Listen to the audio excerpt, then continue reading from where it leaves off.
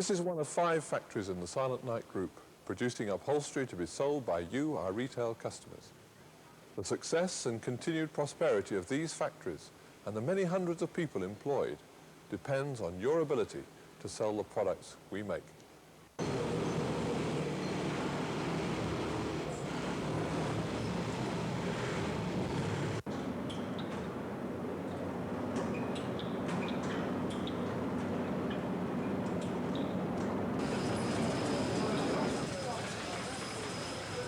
Buoyant, Contessa, Welbeck House and Easy manufacture a range and depth of merchandise which is complementary and serves the majority of the segments of the UK upholstery market. While each company is part of the Silentnight group, they are run separately, each with their own distinctive style. At the lower end of the market, Easy provide a range of attractive, removable cover, self-assembly furniture. The middle market is served by Buoyant, with an extensive range of modern, transitional and traditional designs, all within the popular price brackets. Moving up market, Contessa specialise in the traditional products, with a superb range of elegant designs, upholstered by time-served craftsmen. While Welbeck House have concentrated on button furniture, they've now broadened their range to include the decorative international collection. Each item of furniture is handcrafted by one upholsterer, allowing them to give meticulous attention to detail. The range of upholstery products produced by the Silentnight group, reinforced by a high level of quality control and service, represents excellent value for money at any level of the market and puts us in a firm position to serve the product needs of you, our retailers. But we found that good value and a wide range of products is not enough. No matter how good the products or the value, they need to be carefully and effectively displayed, not just stood in a showroom. On the basis of an objective plan, they need to be selected, arranged, presented and accessorized to attract and delight your customers. We call this merchandising. The Silentnight group have already done much to help retailers in bed merchandising. We have developed a program for product ranging, layout, display and point of sale, which is now being adopted and acclaimed as the most innovative approach to bed retailing in the United Kingdom. With the experience gained in beds, we've now turned our attention to upholstery merchandising. We've spent a great deal of time and money developing this new approach, and we've enlisted the help of 3 specialist consultancy firms. Management Horizons, the leading specialist in retail sales and profit improvement, who have extensive experience and proven success with a wide variety of retail companies. These include the Burton Group, House of Fraser, Currys and MFI.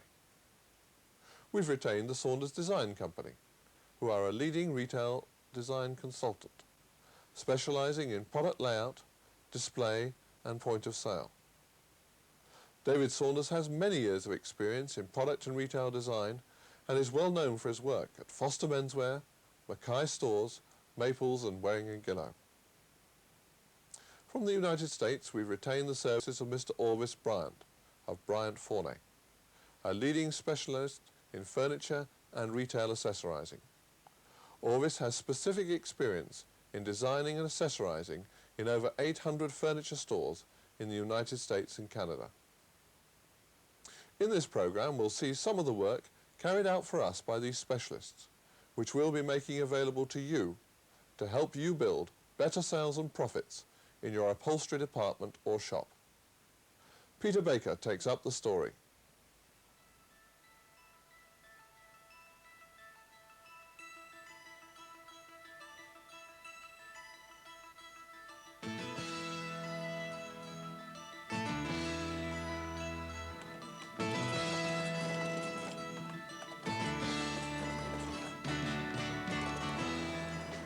Almost 20 million households form the basis of the United Kingdom's £600 million upholstery market.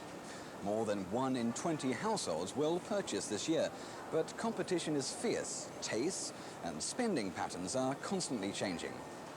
Customers are becoming increasingly distracted by an ever-widening range of consumer products. To be successful in retailing, you must know as much as possible about your customer. Who they are likely to be, what age, from which social or economic group, from which part of town. Why will they want to buy upholstery? What will they want to buy and what price? Which upholstery styles are popular and, of course, where will they buy? What is it that attracts people to a particular store and not to others? And what can you do to become more attractive to your customers and be successful in stocking and selling them what they want? Anyone with the answers to these questions would be in a very strong position to optimize their retail sales and profitability.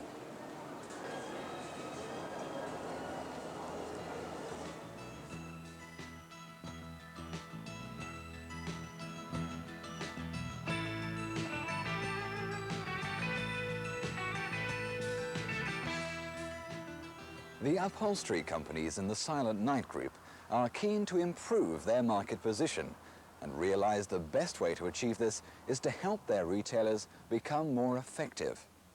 An important element to success is consumer research and analysis linked to progressive visual merchandising techniques. Management Horizons have an impressive record of getting it right for some very well-known retailers. Well, all the work that we do has been reflected in dramatic improvement in bottom line sales and profits. Probably our most spectacular success has been our work with the Burton Group. When we first started working with them back in 1977, they just reported record losses of £5 million. In the year ending August 1983, the group recorded record profits of £39 million, a very dramatic turnaround situation. Developed by carefully targeting their retail formats at particular customer spending segments. Silentnight commissioned Management Horizons to carry out an in-depth survey and analysis of the retail upholstery market in September 1983. Researchers were assigned to gather information from up and down the country on a carefully devised questionnaire program. The information was analysed with the aid of the computer, and the results were assembled in these reports. The effect has been to put Silentnight Holdings in a very informed position about the upholstery market. This information now forms the basis of their upholstery merchandising program. Briefly, the consumer information falls into 4 areas: who the buyers will be, what age and social group, why they will be buying upholstery, what style and colour would they be looking for, and at what price, and where they are likely to go to buy. With the aid of the computer, we have condensed the information to give you an insight into the main results of this survey.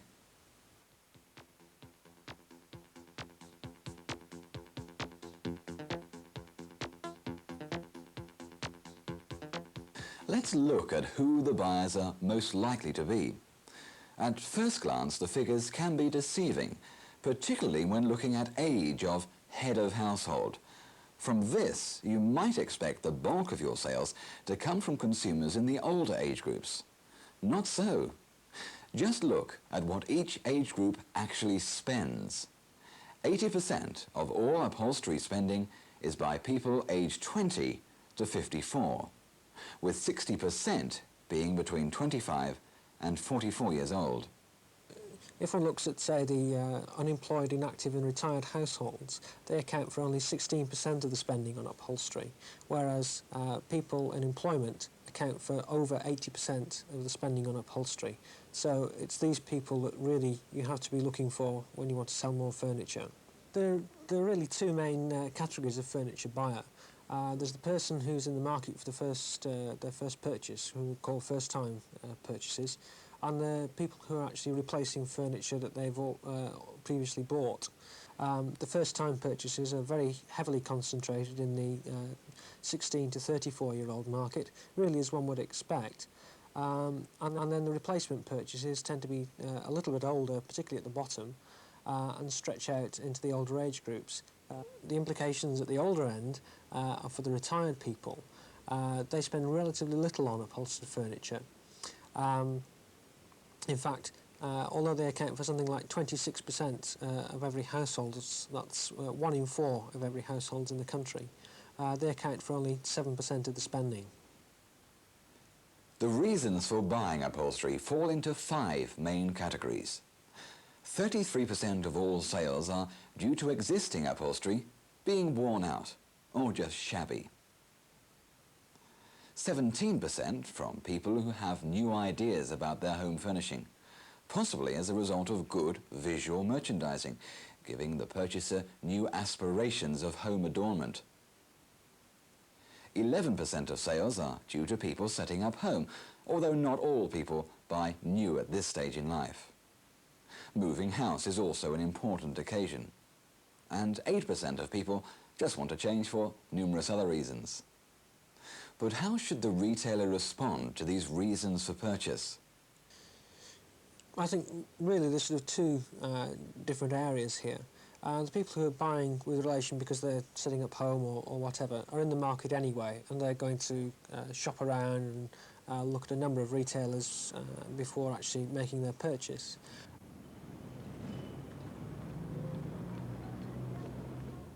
But the people who already have some upholstered furniture, they can afford to take more time over their purchase. They can afford to look around even more. And it's even more important to make your merchandise look really attractive to spur these people on to actually make the final jump into purchasing, because that is a difficult area for them, a difficult gap for them actually to cross, because they've already got something that is serviceable, they can sit on and looks reasonable. It may be a little bit worn, a little bit shabby, but they can take an awful long time before they actually go out and replace it. And research that we've done has shown that people often look around for 12 months or even longer before they actually make their purchase. And therefore, if you can make that merchandise look really attractive in your store, you're much more likely to convert that person into actually buying from your shop. The consumer survey confirmed that May to October was a predominant trading period when nearly 2/3 of all buying decisions are made. What people buy can be looked at under 3 headings: style, product configuration, and price. Upholstery styles can also be divided into 3 categories: modern with 20% of spending, transitional 40%, and traditional a further 40%. But things are changing. The trend is to buy more modern and transitional, with traditional losing ground. The common suite configuration of a 3-seat settee plus 2 armchairs is still the predominant purchase, accounting for 50% of sales by value. Other seating combinations include a 3-seating settee such as 3-2-1, 3-2, 3-1 and so on, accounting for 22% of sales, and a 2-seat settee combination such as 2-2-1, 2-1-1, 2-1 and so on, accounting for 18% of sales. Unit seating convertibles and single chairs account for 10% of sales combined. So how much do people pay? The key price area is £300 to £750. This accounts for almost 60% of total spending on upholstery. Just over 10% of purchases are under £300, and 30% of spending is at prices over £750. I see the profile moving up slightly. I don't see any dramatic shift. We'll probably see more purchases in the £500 to £750 area, and the under £299 or the under £300 market will decline somewhat. The £600 million market is shared between the independent retailers, multiple stores, discount stores, department stores, cooperatives, mail order and others, where the independent stores account for 19%, multiple stores 31%, discount stores 14%, department stores 16%, cooperatives 5%, mail order 5%. The key 20 to 54 age group spend most of their money in multiple furnishing stores and discount stores, with department stores being important to the older half of this group. Only 1 in 7 of the key spending customers choose to spend their money in independent stores. This contrasts with 1 in 4 aged over 55. Coupled with the fact that the older customers tend to spend less money and therefore compounding the problem for the independent retailer. You see, for him, these customers account for 1 out of every 3. But how efficient are the independent retailers compared with their larger competitors? In the independent retail sector, they perhaps have, say, 30 or 35% of the space, and yet are only capturing 20% of the spend, which means that they're using that space less productively than are some of the other retailers in that sector. But how can the independent retailer respond to the challenge with his limited funds and facilities? Well, the independent retailer can respond to the challenge posed by the multiple retailers and the discounters of the market by, first of all, having a clear perception of the sort of customer he wishes to attract into his stores. And in putting together this target market, one must remember who are the people who spend money on upholstery. Then, having decided what this target market is, to carry a range of merchandise which appeals both in terms of style positioning and price positioning to that target customer.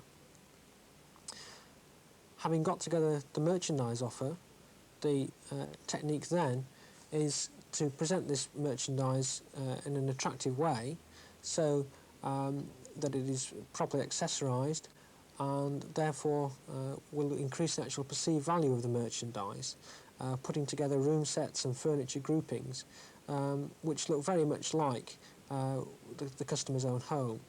Having got together this combination of merchandise and communicated in a visual way, to have very good personal service and salesmanship within the store. By salesmanship, I don't mean hard selling. I mean offering the consumer the sort of advice and information about the merchandise that she really needs to make that purchase decision.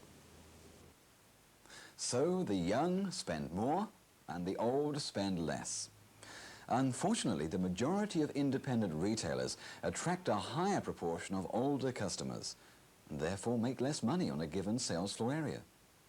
So what should we do? Management Horizons have also had this experience with clothing retailers. If you look at the changes that have been taking place in the personal adornment sector of the retail industry in the last few years, and particularly, say, the clothing market, you look at the changing formats and so on that have taken place, and just say take one company, which we happen to know very well, which is the Burton Group. Back in the late 1970s, the group was targeted at the older man, sort of range of merchandise which would attract the 40 or 45-year-old male and older.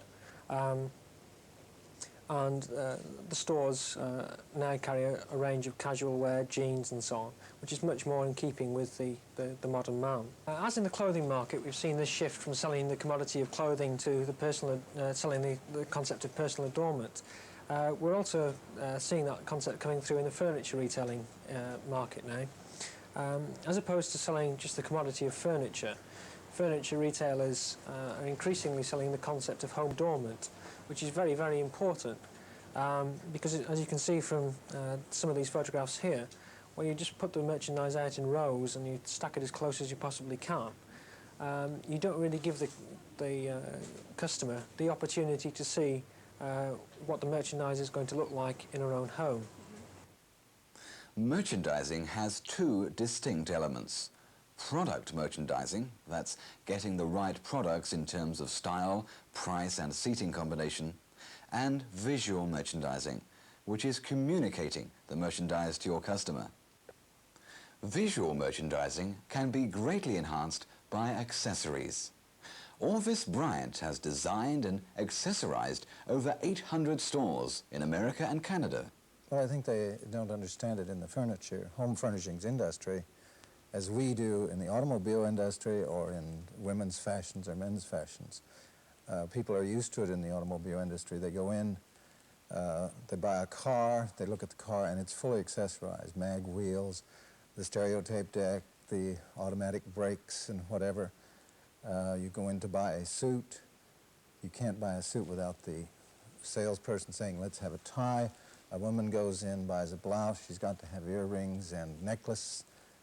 So the consumer's accustomed to it.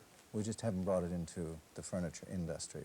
Have you in America? You're saying that you have in the States, but not in the UK. In the last 20 years, it's become a great part of our industry. That's why our concern has done quite well. We've done, as you said, over 800 stores. Major manufacturers in the United States realize the importance of presenting their product in their showrooms, such as Silentnight is doing. How can we make the consumer understand that it can be a total concept? So what are the benefits then to the man in the store if he just follows your plans? There are many benefits. Probably the most interesting one is the lucrative one of the salesperson being able to earn more money. In turn, that means that the owner of the store earns more money. Right. It increases the percentage of the sale without adding to the square footage of the store.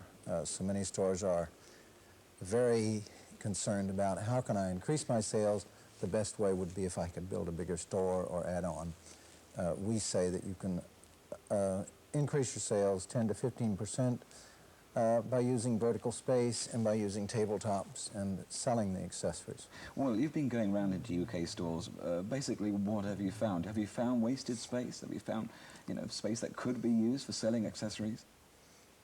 I wouldn't say they don't waste any space here. Everything is so crowded you can't even get through. But wall space is not used correctly. If they do have accessories, they'll hang pictures way above where they should be. The lamps will be too small. The floral arrangements may be too intense. The picture backgrounds or the wall backgrounds may be overpowering in their, whether it's a design or a stripe, they overpower the fabric on the sofa. But all this is very subjective, isn't it? I mean, my idea of a good room may be completely different from your own. And since your experience in the American way of things, surely the American tastes of colours, of fabrics, of designs are different from those in the UK. No, I don't think they really are. They are basically the same. Women's tastes are basically the same. Since I've been here, of course, I've been looking at a number of your home furnishings magazines. What do you think? And they're very similar to ours. We all like one-upmanship or peership. We hear about some movie star or some rock star, and we read about them in the magazines, and we would like to emulate them in our home. I think the women feel the same way. So how would I start then? If I had a store, how would I look at what I have in there? How would I say, does that colour match that? Is that set correct? I mean, how would I go about it? Unfortunately, it's very difficult for the independent retailer to go about it. He doesn't have the time, he doesn't have the expertise. A company which I feel is doing a superb job, and I think one of the best in the UK from what I can ascertain, is the Silentnight company. They are putting together an excellent program. So what's the psychology of it then? That the customer walks into the store and he or she almost sees his room setting there. He just imagines that setting there is going to be in his house.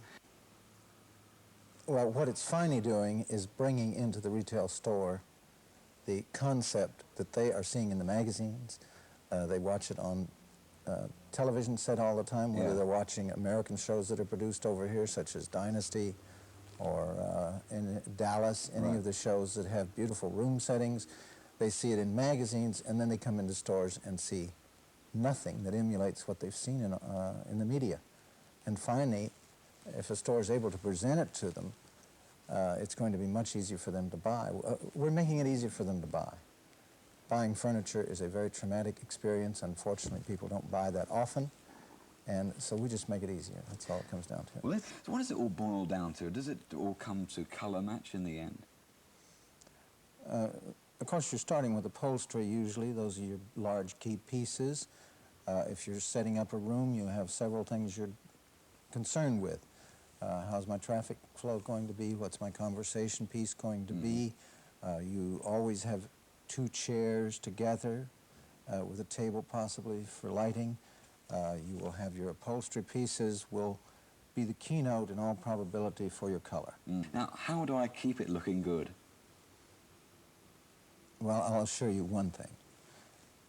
if you have spent a great deal of money on accessories and a background to put them on, you will be the first policeman to watch it and make sure they look good. Right.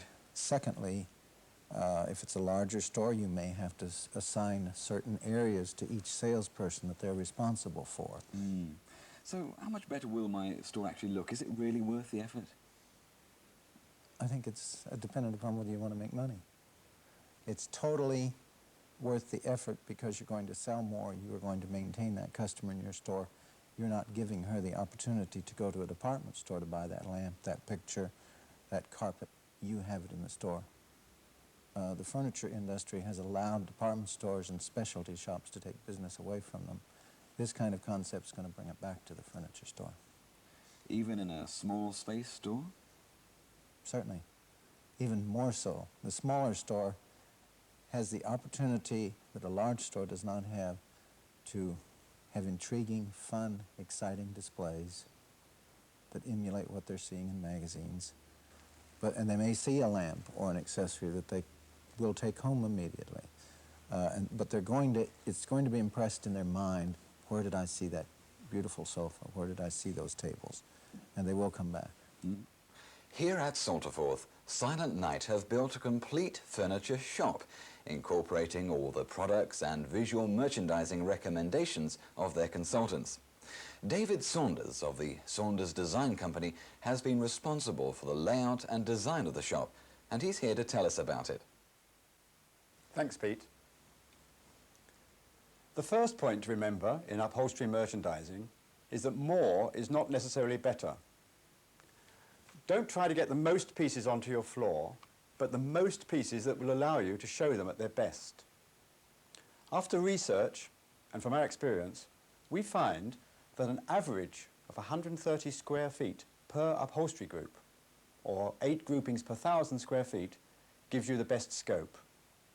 You should allow 150 square feet for each showroom set and 125 for each group to achieve this average. Now, you obviously know the measurement of your own showroom, so by varying the equation, you can quickly decide how many groups to feature on your floor.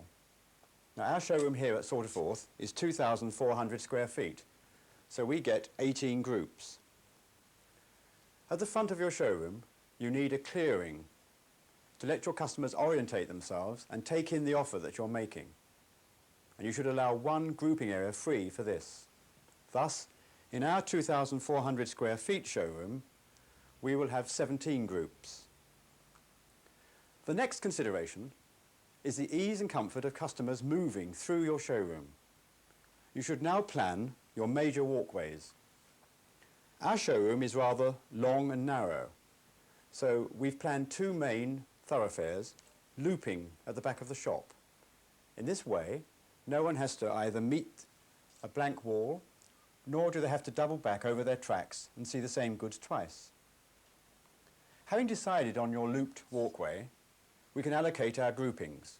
Here, we want as much variety in presentation as possible, as we want to highlight the differences between our upholstery products. We want variation in scale and movement.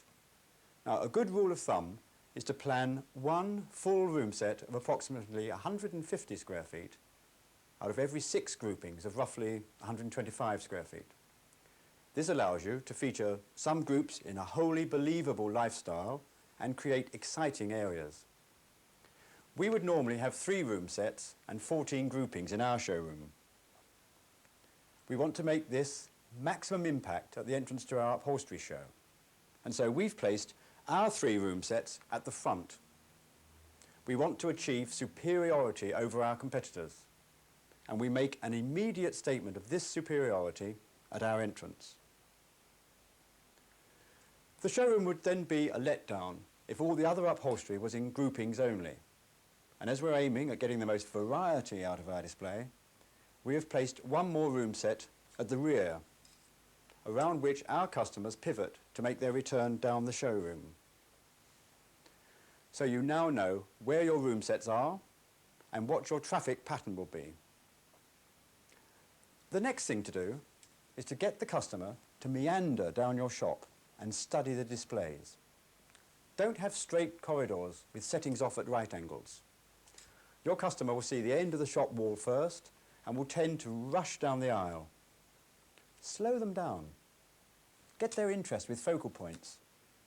Reveal part of your show as they progress down your shop. Keep their level of expectancy high. Don't let them see your entire show at one glance. Bracket your groups so that you control what they can see at any one point. You need walls and screens to create your rooms and to bracket groups. So use them to control traffic and vistas. Use high and low walls to maximize home style and sight lines. We've laid out our rooms with high screens, shown here on my plan in blue, and low ones shown in grey. Where our high walls, which are 8 feet tall, would block off too much of our showroom, we've placed windows in them. Thus we've a combination of high walls with and without windows.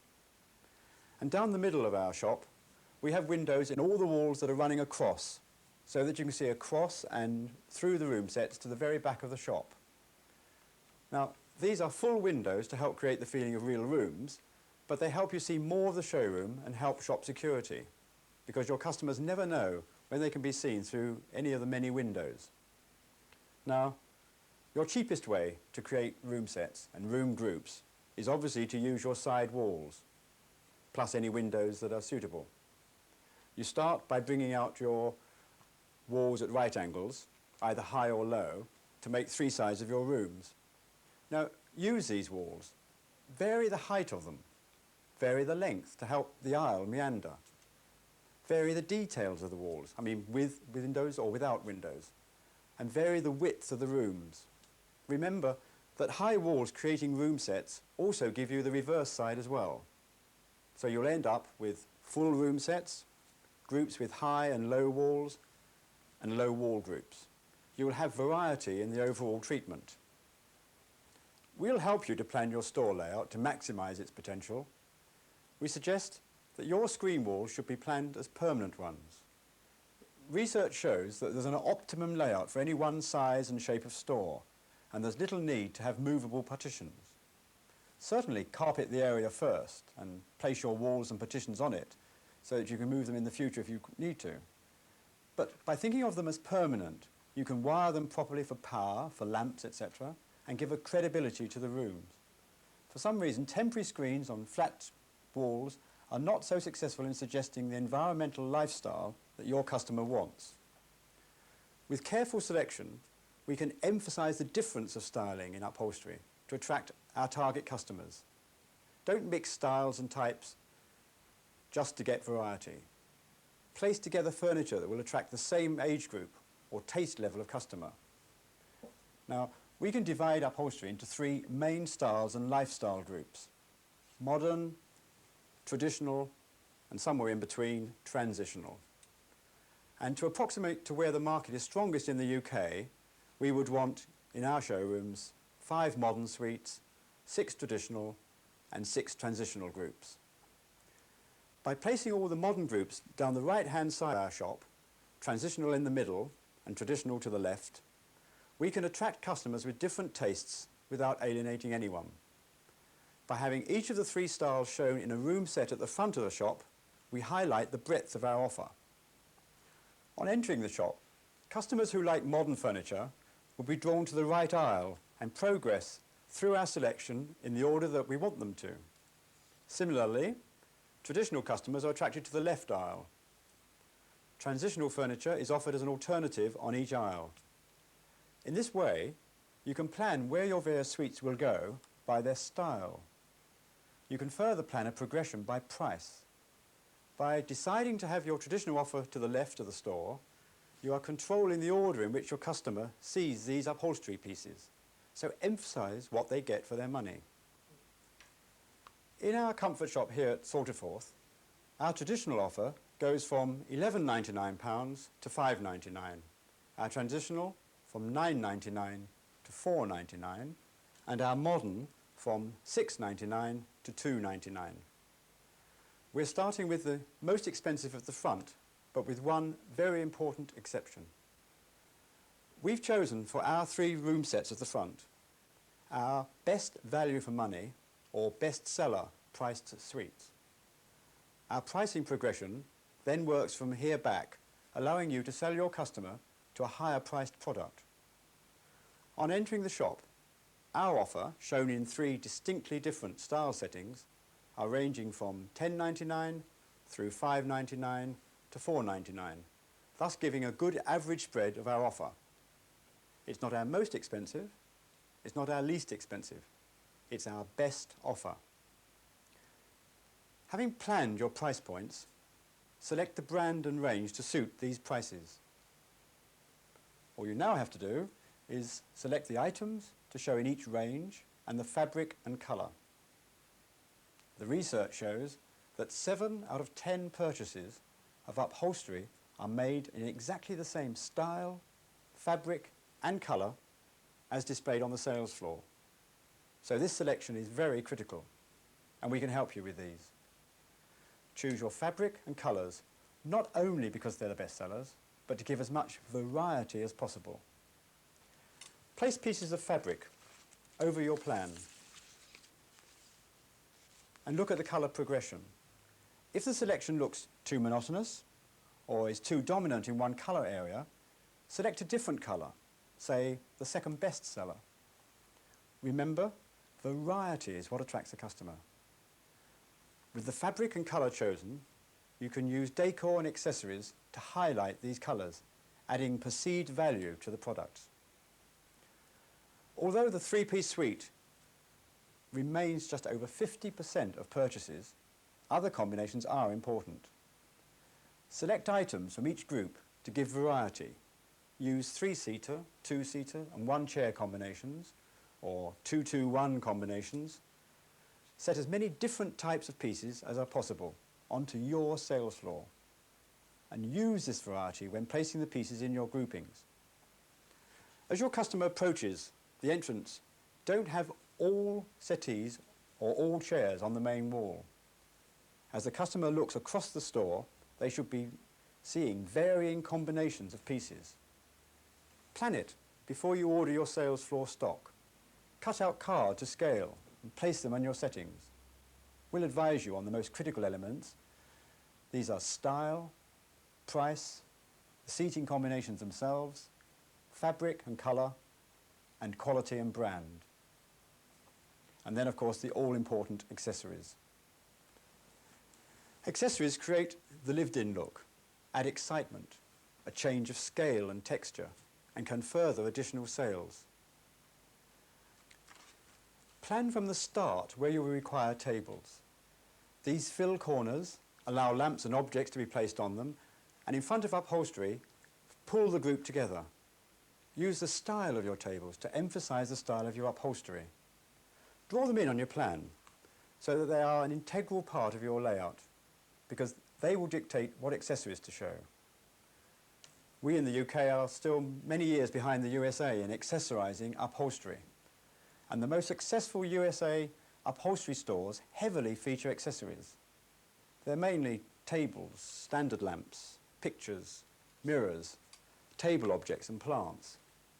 But they need just as much attention as other merchandise, and they need to be related to your main merchandise in terms of style and colour. We'll help you initially in accessorising your upholstery layouts. Good accessorisation will help you to not only sell more upholstery, but sell more expensive upholstery, sell upholstery at better margins, and, quite important, sell the accessories themselves. We've also created a unique package of point-of-sale material to provide an integrated look to the store, concentrating on the key areas of branding, product information, and pricing. Now, all our promotional point-of-sale material is designed in 3 styles: modern, transitional, and traditional. Thus, point-of-sale material helps create the environment and doesn't detract from it like most shops do. Picture frames are supplied in aluminium for modern, brass for transitional, and wood for traditional. Within these frames, coloured mounts are supplied in 3 styles, each with your store name at the top. At the bottom, the themes are emphasised with titles modern moods, contemporary classics, or top traditions. And within these mounts are placed product information sheets specific for each group of upholstery. Each product sheet shows brand, range name, type of seat combinations available with an outline drawing of each, a colour swatch range of fabrics available. This is also shown with a list of features and benefits. Thus, your customer has all the information, except for pricing, on one attractive themed accessory. When you change a suite, you slide in a different product sheet. We also supply, in our pack, 2 sizes of table stands. These are similar to those used in quality fashion stores and are in a pale cream plastic. Prices and details can be slid into grooves on the stand and your store name placed at the top. Each individual piece should be named and priced together with the total price of the grouping shown. A large size stand is supplied for the upholstery pieces, and we also supply a smaller one for accessories and tables. Prices can easily be changed if required. These stands have graphics to suit and highlight the themes of modern, transitional and traditional. They're attractive enough to sit on tables amongst accessories without detracting from the environment. Room set and showroom decor is obviously an important aspect of creating an effective store environment, and we have created a decor palette of 9 wallpapers and paints for your room sets. We've selected these for easy availability and to be suitable for most types of upholstery, whilst emphasising our 3 themes.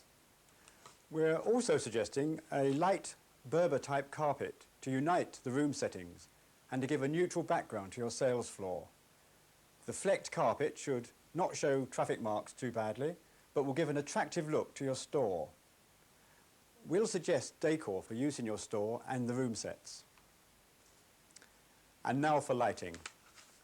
This is a highly neglected area of store design. For whilst fluorescent lights are good for economy, they're not good for highlighting texture and colour of upholstery fabrics. For maximum flexibility and cheapness, we suggest that track lighting should be added to your existing lighting scheme. A continuous track down the length of your store, with tracks approximately 6 feet apart, will give you the best selection of light sources and types. Even if your ceiling and existing lights are high, this track can be suspended at a height of 9 to 10 feet to give the best lighting. And now for lamps. A combination of lamp types can be fitted to these tracks to give you variety. Warmth and brightness can be added to your displays. And we recommend using a mixture of the following. First of all, downlighters with PAR 38 cool beam lamps that are good for colour rendering and can be used to highlight plants and to add surface light to small areas. Tungsten halogen main floods. Now, these give a wide spread of light similar to warm fluorescent, but with a high concentration of light on a large area. They're important because they have a defined cut-off level so that there's no light spillage high on the walls or on the ceiling. Thirdly, we can use tungsten halogen low voltage 50-watt lamps in bullet reflectors. Now, these are very efficient in running costs, so you can make your economies there.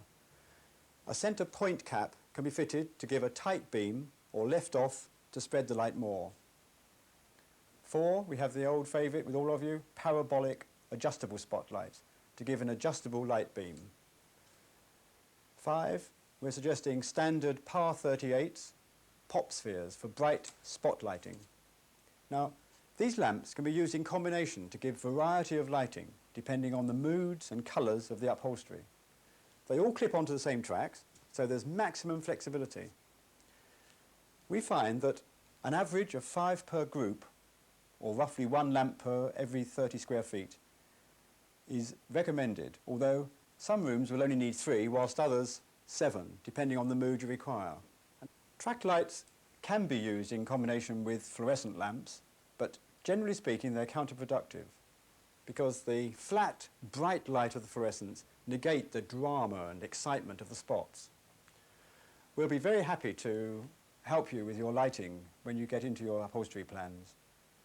And now, music. For that extra touch, add a sound system to your upholstery department. Use tapes or even radio too to give the final home environment atmosphere to your store. The nearer to the environment and lifestyle of customers' own homes, the more your store will attract the spending customer you need. And that's the theory. Follow me now next door and we'll take you into the store and show you the theories at work. And please, remember, this store could be yours.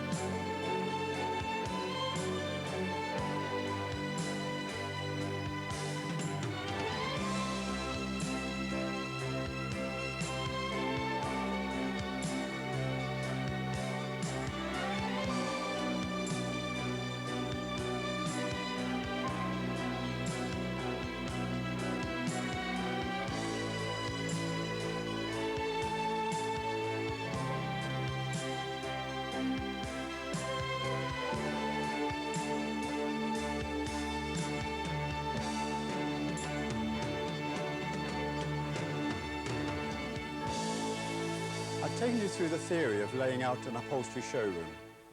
I showed you the big story from traffic flow, space allocation, laying out room sets, creating a home-style environment by colour and accessorization, going from the big picture down to the small details of giving features and benefits of individual pieces. So I think you now have the whole picture. Stephen, that's my part finished. Over to you. Thank you, David. Let's stand back from the approach we've developed and see what are the benefits to you and to your customer. Through your selected product range, the way it's displayed, and the information available at the point of sale, your customer will find your store an easier and more pleasant place to shop. Most customers come into your shop with the problem of making a major furnishing purchase. By providing her with good furnishing ideas, you're more likely to find common ground with her aspirations for home adornment. Through a selection of good displays, you're able to demonstrate the problem-solving ability of your shop. After all, that's what people really want, to buy solutions to their furnishing problems. In the settings, the furniture will also look really good value for money, so your customers will be happy and satisfied to make their purchase in your shop. For you, the retailer, you should have more visitors who stay longer and who come back. Through building a strong link in your customer's mind between her own home and your store, she'll be more open to persuasion and therefore more likely to buy. This gives you a higher rate of conversion.